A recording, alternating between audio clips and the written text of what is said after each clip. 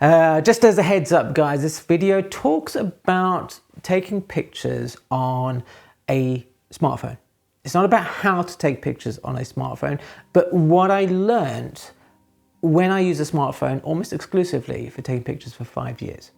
How's it? Now we got that little disclaimer out the way. It's because I always feel like, well, maybe we should just say this is not about how to use a smartphone, but it's what I learned when the last 5 years, where I have actually mostly used this to take my pictures. Now I'm going to give you a bit of a background. Obviously I've been, I say obviously, you don't know, maybe you don't, this is the first time on the channel. If it's your first time here, welcome my little photonaut. That's awesome to have you. So I've been taking photographs, mostly in a professional capacity for the last 30 years. It's just been something I've done. And from when I started out and through until fairly recently, I was buying into that idea that, to take good photographs, you need a good camera. To take your job seriously, you needed the best equipment that you possibly could have. That you owed it to the art form to have an expensive camera, maybe something out of one of these books. This is the very wonderful history of photography in 50 cameras. And they've got works of art here. They are really works of art. The Hasselblad 500C, the Nikon F2, the Leicas, they all think. But that was part of the problem, is that there was this idea that to be a photographer, you needed to have a proper camera. And to be a certain type of photographer, you needed a certain type of camera. Now, when I started photography, this was it. This is my first ever camera. This is a Spider-Man, and it was made by Vanity Fair. This is 1978 on the back. And it doesn't do anything. It has some film, and that's it. It doesn't focus. The only thing is there's a shutter and a wind-on lever. When I took those photographs in that, I didn't care anything about it. I just took a picture. Now, I found over time of using my smartphone that I've gotten back into this idea of just taking pictures. And the reason that I ended up using my smartphone to take photographs to begin with is that about 5.5 years ago now, I had a little boy, came into our lives. And if you've had children, you will know that when you are out and about with the pram and all the accoutrements that come with an infant child, carrying around a camera is not really, beneficial. There's so many other sort of things. So I started taking more and more photographs with my smartphone. And I found that it became a lot easier for me to take a picture because this was immediate. I could just pull it out, swipe up, go to the camera app, take a picture, and it was done. So I started taking more photos. It was a very weird sort of thing. All of a sudden I went from, wandering around with my camera, my DSLR, thinking about, taking photographs and not really just photographing anything and everything, overthinking it, to just kind of reacting, taking more and more photographs. And that was a real benefit, that the more photographs I was taking, the better my instinct was becoming. I talked about that in a video recently. And I wondered, because for 10, 15 years, I had been in a studio taking photographs day in and day out of people's families with my camera. And I didn't really want to carry that around when I went out on the weekend. But the smartphone, the immediacy of it, the simplicity of it, both in terms of the actual operation and the ease of taking a photograph, rejuvenated my enjoyment of finding images. Now, I have to just very quickly say there is a thing here. The second thing that I discovered on my smartphone, on my iPhone especially, this is an iPhone something or other, I don't really know, and that is the image quality sucks. Okay, we are there, right? If you want big prints of wonderfully detailed images with, lots of all that kind of cool stuff, okay, smartphone's not going to do it for you. Right? I think maybe some of the newer ones are maybe there and stuff, and then there's a whole discussion about lenses and things. But so what I was finding is that the photographs I actually sort of take are, they really want to be big. I was on a photo critique sort of thing on a channel called The Crit House with Jeff Larson. He's a very good facilitator is the word I was using with him the other day, of knowledge in the photographic community. Somebody said they were looking at my photos and they wanted to see, they could see them big in a gallery. that's where they would kind of start to shine. And of course, I can't do that, right? Because they're shot on a smartphone. So there is that sort of, fallback. So if you want to kind of make sort of things, then obviously, smartphones, not great. But there's something else that kind of, I think, sort of makes that less of an issue, is that I now have bodies of work. I'm photographing more, and I'm enjoying the process more because I've stepped out of the world, sometimes murky world, of kind of, let's say, photography with a capital P. And I have to be very careful how I say these things now, right? Because it's like, there are people, and obviously everybody has their own ideas about these things, but there are people who take, photographs, and they're earnest and they're serious about their taking pictures, and they believe that you should invest in the best gear that you possibly can, and that's perfectly fine.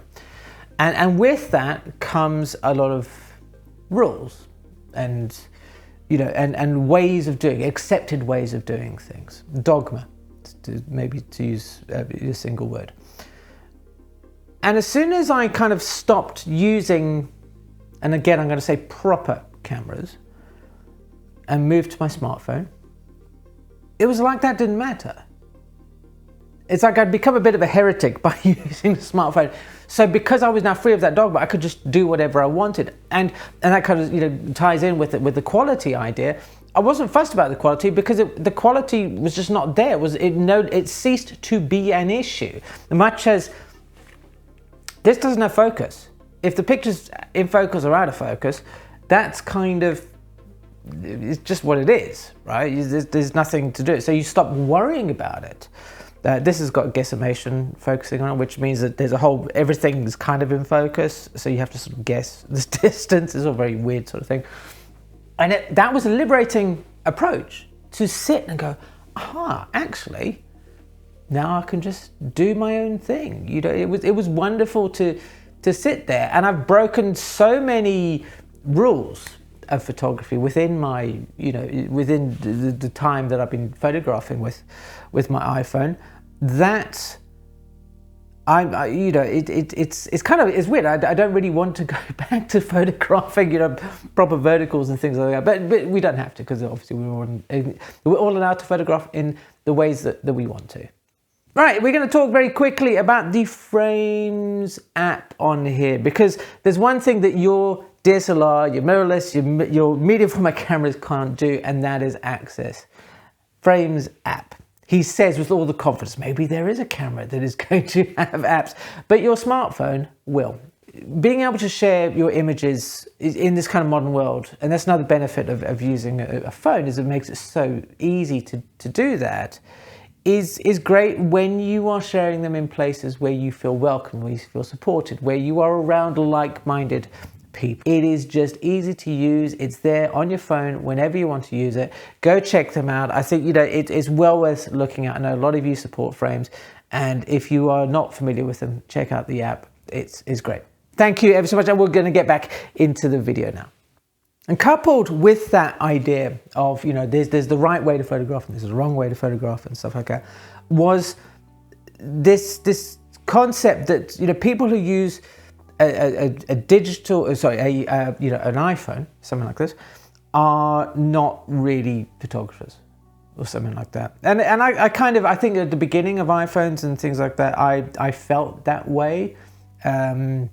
Whether that was right or wrong is, I was about to say neither here nor there, but it isn't neither here nor there. Is whether it's right or wrong.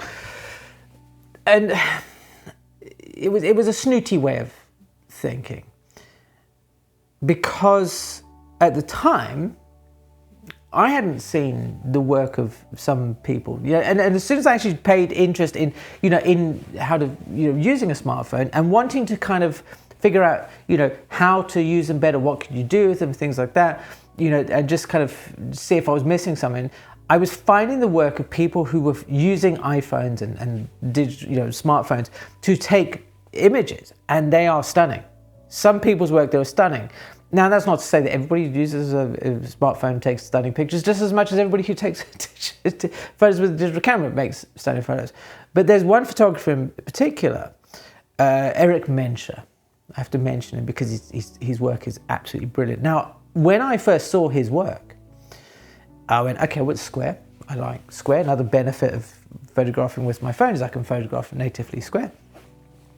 And I looked at this photography and I went, that's amazing. That is outstanding photography. I was just like, whoa. And then I found out that it was all on his iPhone.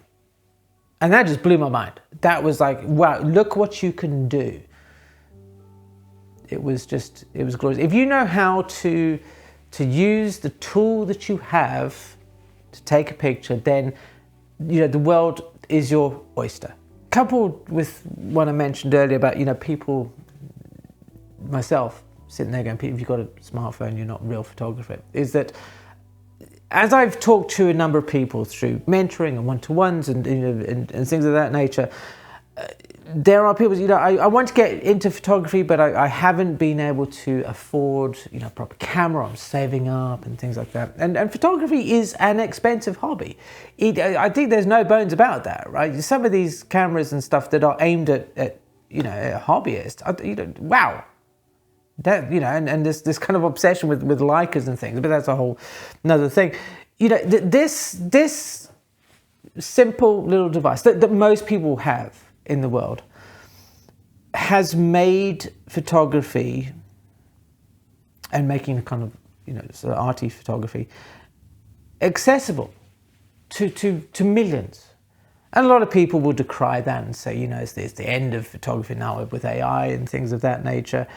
But, they're talking about people who make their living from photography.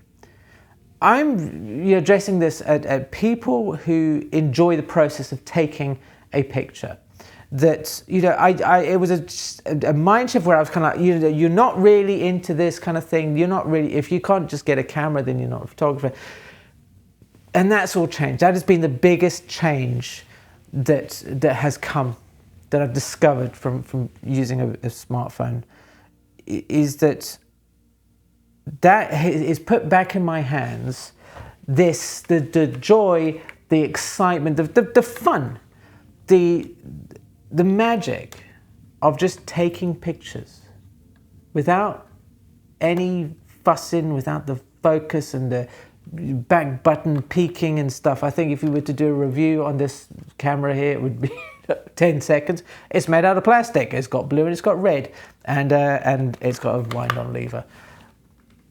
It's about reconnecting with just the absolute pleasure of taking pictures. And I know there are going to be people who watch this video and say, oh, if you take pictures with your smartphone and stuff like that, then you're not a real photographer and stuff like that. And okay, that's cool, man. If that's your viewpoint, then that's cool. But when you talk to photographers throughout history, there's a thing they talk about. The camera is just a tool.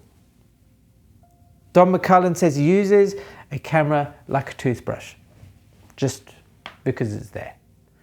Every Saturday, I talk about, ideas about photography that just, help to kind of, encourage people to go out there and take photographs through my newsletter, Saturday Selections. And if you're interested in getting hold of a next copy, then check out the link in the description box below. And to see more of my sort of, let's say, kind of like ham-fistedy work or stuff, then check out this video over here. Thank you ever so much for watching, and I will see you again soon.